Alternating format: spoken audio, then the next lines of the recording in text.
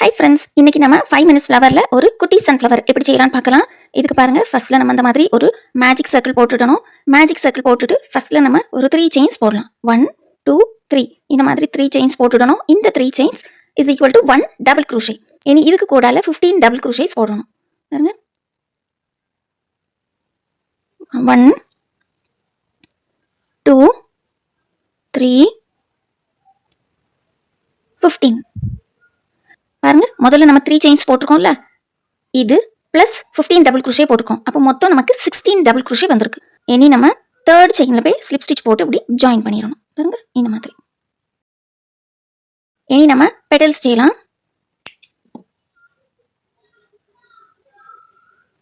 பெட்டல்ஸ்க்கு பாருங்க, ஃபர்ஸ்ட்ல இந்த மாதிரி ஒரு நாட் போட்டுடலாம். நம்ம எதில் வேணாலும் நம்ம ஜாயின் பண்ணலாம். பாருங்க, இந்த மாதிரி இப்படி ஜாயின் பண்ணிட்டு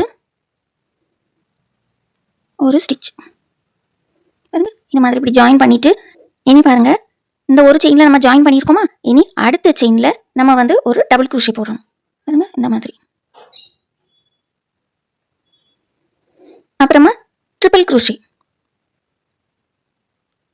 இதே செயின்ல நம்ம வந்து ஒரு ட்ரிபிள் க்ரூஷே போடணும்.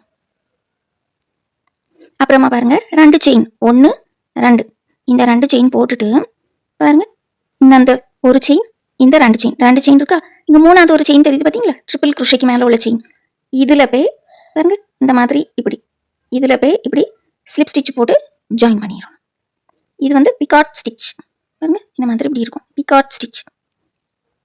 இனி திருப்பி ட்ரிபிள் க்ரூஷே இதே இடத்துல தான், எல்லாமே நம்ம ஒரே செயின்ல தான் பண்ணுவோம்.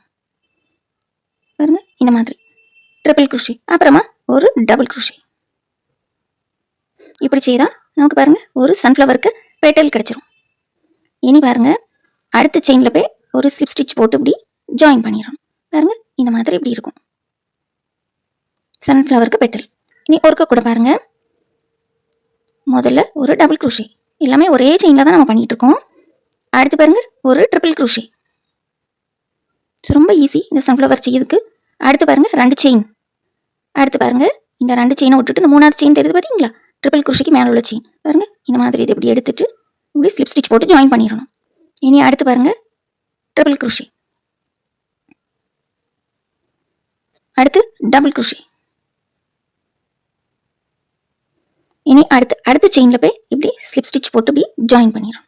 பாருங்க, இந்த மாதிரி இப்படி இருக்கும். இனி இதே மாதிரி இனி பாக்கி உள்ள பெட்டல்ஸ்லாம் செய்யலாம்.